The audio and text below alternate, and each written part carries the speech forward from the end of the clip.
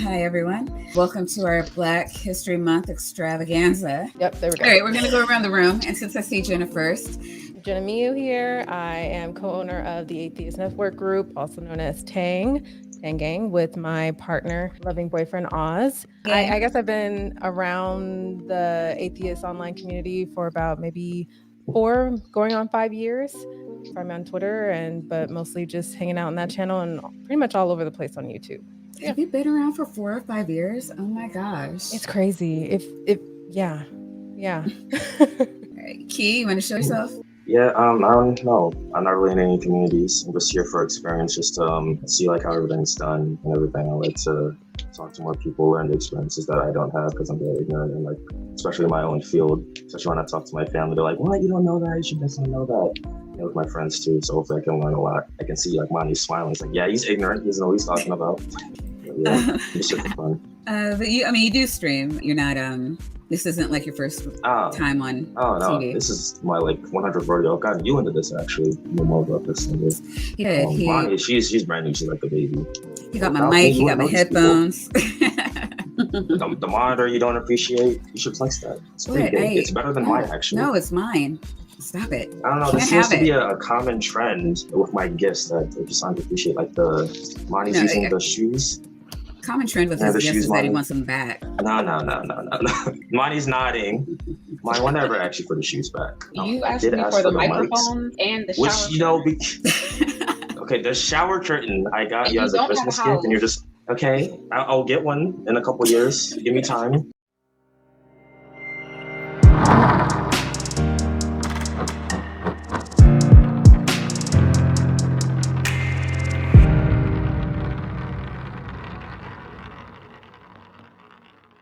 What about your podcast? Tell everybody what you're going to start doing. Oh, well, this would be, I guess, episode 2 for my podcast. It's not in my specific format. My format's more, not say this isn't creative, but mine's more creative. And I have like little characters that like talk and they're like animated. Like whenever someone speaks, that character lightens up.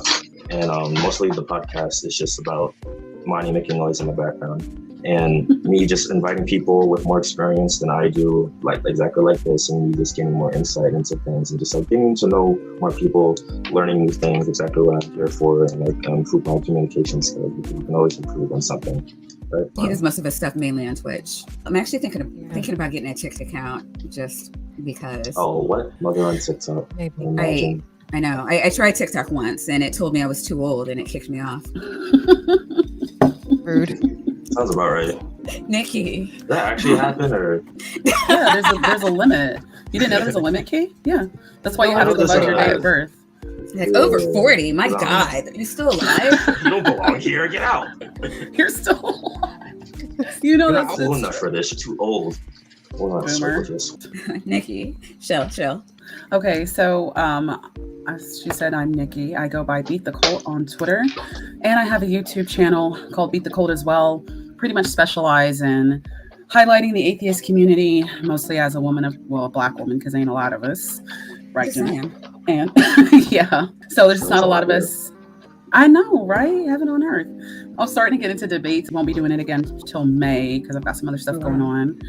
Yeah, girl, I'm busy. I'm taking this PMP and it is not playing with me. It is so stressful. Ooh. But yes. You gotta take care of IRL for sure. Dude, I know I've seen you on a lot of I saw you on I think the last thing I saw you on was Jimmy's channel.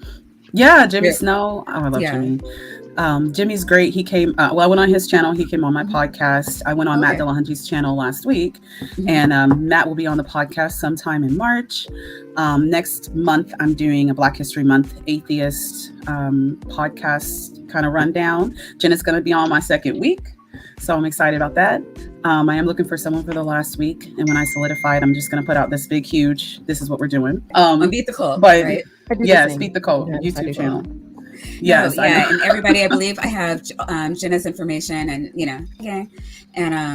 Beat the Cult information in the box. Amani, would you like to talk about yourself? What happens if I say no? She's like, no. It's not an option, it's mandatory. I'm here, that's it. That's all you need to know. do you consider yourself to be like an activist, an enthusiast, anything, as it relates to the Black community? I don't think I would say activist. It's a strong word. Advocate for Black rights and like human decency, I guess, is more so how I feel like I fit in. I enjoy casual conversations, nothing too intense, just because I don't feel like it should be that serious, even though I know it is. I know for me, my degree is in behavioral psychology, more so for like workers. So it's like motivation and behavior. I do a lot of diversity and inclusion training and a lot of inclusion. And I think when people hear diversity and inclusion, they think, oh, it's just diversity. Like that's all we're doing. We just want men and women and people that look different. I don't think that people understand, like when you say diversity and inclusion, what the deal is with that. It's not about getting people who look different per se. When we get diversity of thought together, we do see businesses excelling. I can't think of anything that isn't better when it gets diversity of thought. Even arguing with right-wingers about like what's the best family structure for children. I tend to go with more of the multi-generational family. Not that there's anything wrong at all with the nuclear family, but when you get grandma and, the auntie and other people around that the child loves and feels comfortable with, they do better. You don't get the separation anxiety. It's easier on a parent if they have to leave and, the child's not, clean. There's broader perspectives that are brought to the child. So, I mean, just in every, whether it's work, whether it's home, whether it's, just friend groups, we're seeing people excel more. And the biggest reasons that I champion diversity, that and just because I hate stupid people. Tell us how you really feel. Say with your chest. I'm just saying, I love that you have a thought. It's okay if I have them too. And they can be different than yours, and it's not going to kill anybody, really. I mean, unless it does, in which case we need to, No, I get your point as far as multi-generational families. Is it Key and Amani? Did I say that right? Mm-hmm. Okay. For them, as I think prior to us going live, had at least Key expressed not having as much knowledge as far as Black history, or just maybe certain aspects of history in general. It doesn't necessarily have to be Black, but I mean, it's essential just based on the topic or the purpose of the stream. Having that multi-generational family, either close or even if it's within the same home, some families are like that too, and that's fine. A lot of different, other ethnic groups and things do that. Being able to have that, I guess you could say, older adult knowledge of things way back when, or not necessarily hearing a lot from where you can absorb in history books, especially from a cultural perspective, having that older adult knowledge that can be kind of bestowed upon the earlier generation. That's, like you said, beneficial. If you live in Florida, where we're not even in the history books anymore. Well, I mean, it does take a village. So I agree with you from that standpoint. Sometimes it can be difficult in order to include a multi-generational privilege in raising a child, especially in the instances of being atheist or maybe being homosexual or part of the LGBTQ community, such as myself. I hit all the boxes. I've had to I've had to separate myself from my parents and two of my sisters. And next month, it will be a year since I've spoken to them. And I heavily value, I heavily value familial inclusion because it's reinforcing, and it's easier to build a dynasty when you have people to build it with. But I just hope that my wife's family is a little more progressive, because I want my kids to know their grandparents on both sides. That's preferable. But if it's one side, I'll take it. But if I don't get either side, we'll just build a community as best we can. Because if you can't incorporate support from your own family, you can build family in other areas as well. Can I get an amen? We're actually about to get into the questions, and we'll talk about like lesser known people. But I do just want to do like kind of a montage of Black excellence, because I think that when people, and I'm not saying anyone in the skeptic community per se, but public at large, seems when they think about Black people, they tend to think about hoodlums, thus Wolfram moms, and often the typical stereotypes. Mainly. Right. Yeah. Right. And or that they're automatically Christian and go to church. Stereotypes are stereotypes for a reason. Yeah. That's true. I say that all the time. Yeah. This is still 90% of the Black community is Christian. Something like that. Yes. Majority women. I talked about, the Black women are the most religious demographic in the United States. It is, I believe, between 86 and 90%, which is shocking that it's that actually low, but are still religious. And I believe around 70% are superstitious and hold beliefs in pseudoscientific concepts like ghosts and demons and things like that. We talked about this on the Atheist Community of Austin's show, Truth Wanted, when I went on there. We'll go around because I do want to talk right now about why representation matters and what does Black History Month mean to you, and why do you believe it's important for all Americans to know, and if so, why? And who wants to go first? Make one of your kids do it. Well, at least one. So actually, Amani, I thought was going to get into a fight in the middle of the Cheesecake Factory over this question once.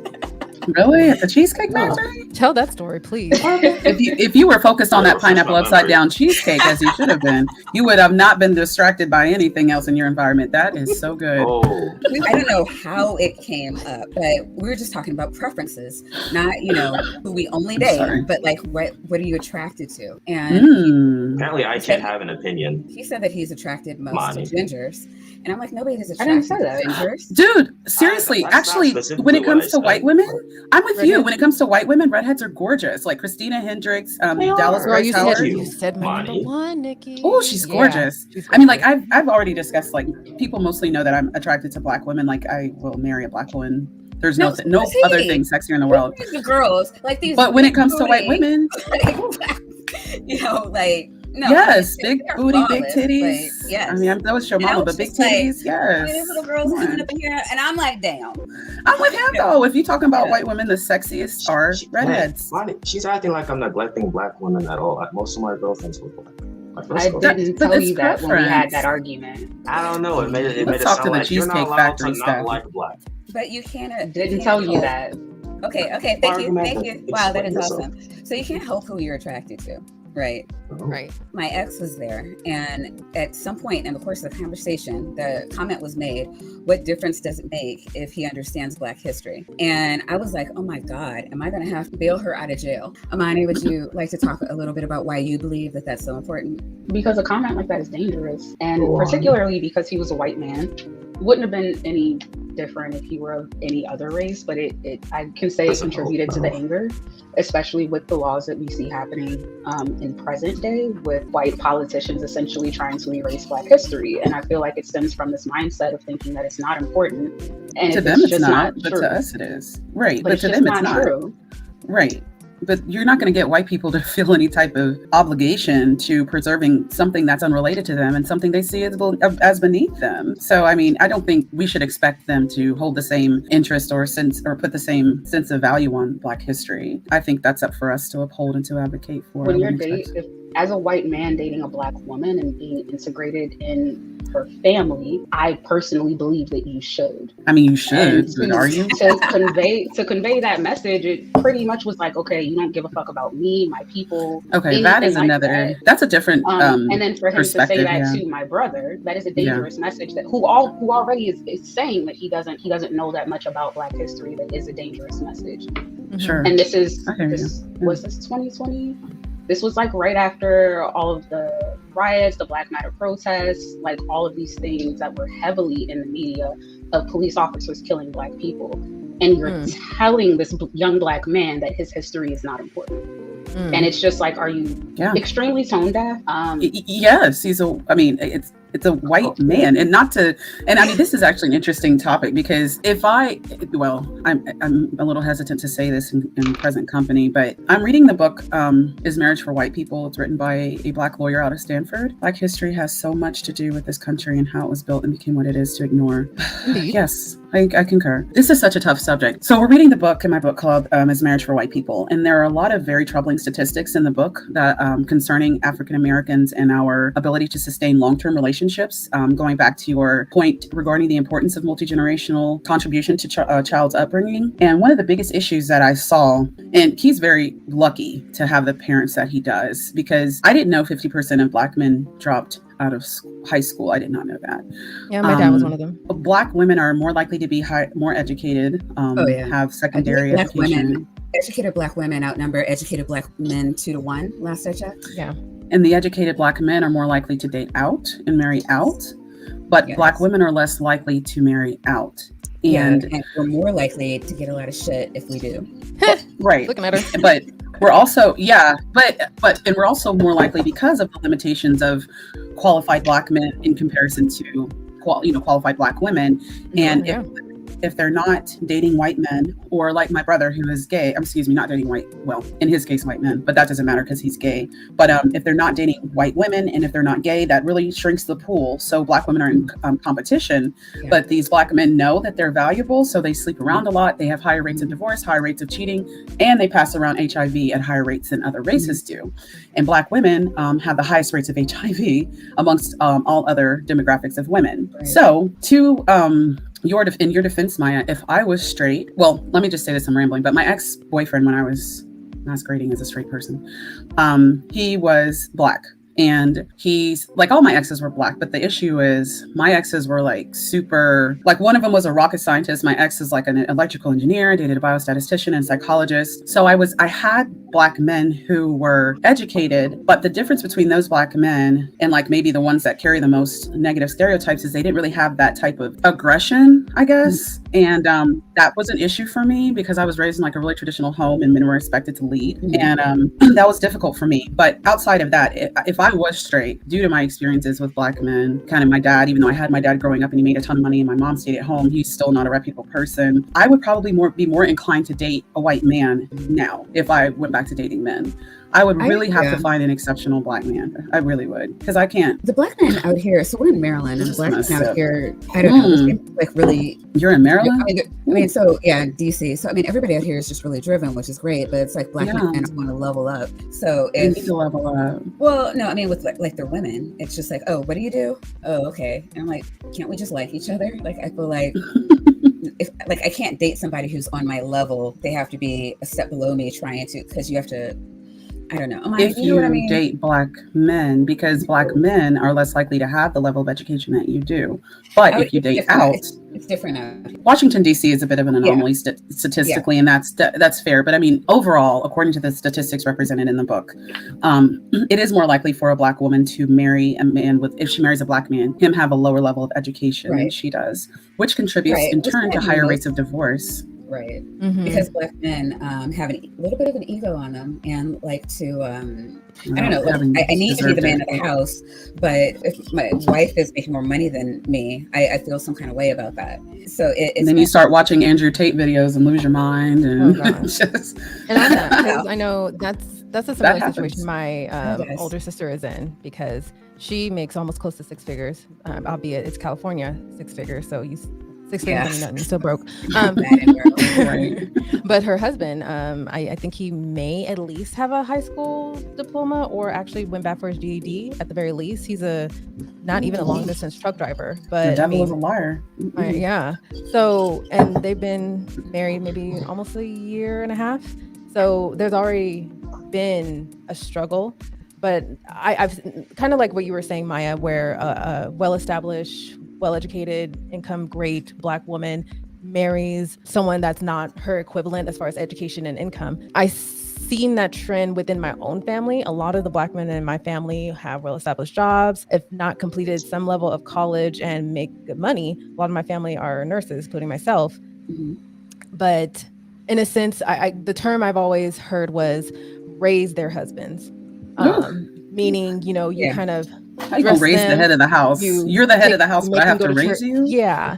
But I never truly liked that kind of idea, just because Black men, whether they're well educated or not, they're their own grown person too. I don't like the whole kind of belittling type of thing, because that's something I've saw through my mom and also my sister now. And I'm just like, well, it's no wonder there's trouble or friction. Like, you purposely are putting them down because they just didn't do enough some years ago before they met you. Right. Like, that could be any person. That was something that always didn't sit with me right. I agree. I think it should be, I understand there's probably some bitterness there, because I can't remember if it was Amani or Maya said Black women are the most religious in the country. Kind of, but yeah, maybe. Okay, I'm sorry, bro. But I'll just take credit. I think I barely remember.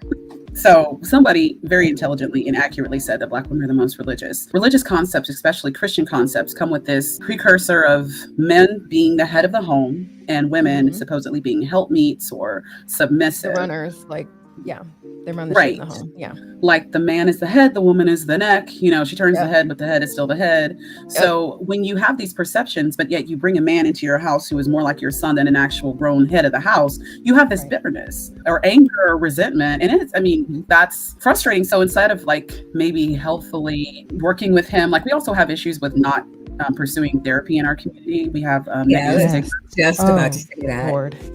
Yes. Yeah. So where that could potentially help, but we don't utilize that resource. It was kind of like you were saying with the, what is it, the superstitions, also the stigmas with a lot of things. People don't, again, we're as a whole usually poor, and a lot of that, like, you just don't know what you don't know. Exactly. For a lot of Black people, healthcare at all is a luxury. You're struggling just to get to the doctor, let alone therapy for a troubled marriage. And a lot of times that goes into Christian counseling, you know, with your pastor, and then you're, you know, it's like, well, and, you know, according to the Bible, you should shut up and make him a sandwich. Submit to your husband and love him. Love him as Christ loves the church. Yeah. The worst thing I could. No, he loves you as Christ loves the church. Not that. Right. The worst thing I witnessed prior to my sister and her husband getting married was them going through 6 or 7 sessions of marriage counseling. That church, it was, I won't say it was a demand or a rule, but it was a hard standard. Are they Catholic? Because I know the Catholic Church mandates that people go through marriage counseling before. I think, Catholic Church does. This particular, because my family's church is a Baptist missionary. But I mean, I hate to say it, but geez, I guess in some cases, some counseling, even though church counseling isn't better than no counseling. I see your point. Fault them for at least going, even if it is a very limited and non-scientifically based counseling method. Very geared. I don't know full details of all of their sessions. Again, like I said, it was like 6 or 7. I'm like, God damn, how many? Really? You got to do 6 or 7 to get this right? I think people should go to therapy at least once a month if they're married. I'm gonna have my wife go once a month. We need to do a check-in, and we gotta talk, because I want my marriage to last. We have high rates of divorce, and I don't know the high rates of divorce in the lesbian community, but I can't imagine that makes anything easier in marriage, being gay. So we go once a month, and if we start fighting, we're gonna book an extra session. Yeah, having a healthy, I think for a lot of couples, I think the ultimate breakdown is in communication, and it leads to a lot of the other things that we see. Even if, I don't know, last time I checked, I think financial issues were the number one cause of divorce. Yes. But it's either financial or, infidelity or lack of, that intimacy. Right. Yeah. Actually, Black women are more likely to stick out of marriage due to infidelity because of the limited access to qualified Black men, quote unquote. And if it's obviously very heavily religious, the whole thing about marriage or divorce doesn't exist. I explicitly remember having this kind of like brief conversation with my sister, maybe a few months before getting married. And granted, her and her now husband had been together dating for 11 years. So that's another thing that they mentioned in the book was that Black people were more likely to date long-term before marrying. Yep. Yeah. Oh, yeah. So I was arguing with someone about that the other day, and he was upset that welfare is contributing to the decline of the modern family.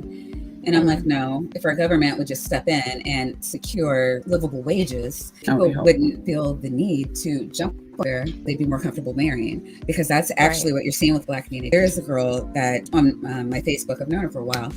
She has 3 kids with this man, and they're just now getting married after being together for at least 10 years. And when they met, she was a waitress and he was doing whatever he does. And they just really needed to get into stable jobs and, where they felt comfortable getting off Medicaid, not needing food stamps. If they were both making decent paying jobs, there wouldn't be that reliance on the government and they could just be married. Agreed. I don't know. I know they're getting all this from Fox News, who is really pushing for a couple of years now. Just get married. All your problems will melt away. My mom told me that whatever problems you have before you get married are going to be amplified 10 times during marriage. Right. So I don't blame them for trying to resolve the issues. And at least she married the mother of the father of her children. 70% of Black children are born to women who do not marry the father of their father. I know they're born to single women. I don't know. I think there's like a nuanced delineation between simply being a single mother and not marrying the father of your children. There is. And I have to look at that stat. And I don't like that stat. I agree that probably 70% of Black kids are being born to single moms, but that doesn't mean that the dad around. I can't tell you how many dads I know like are cohabitating with the mother, the children, and the children.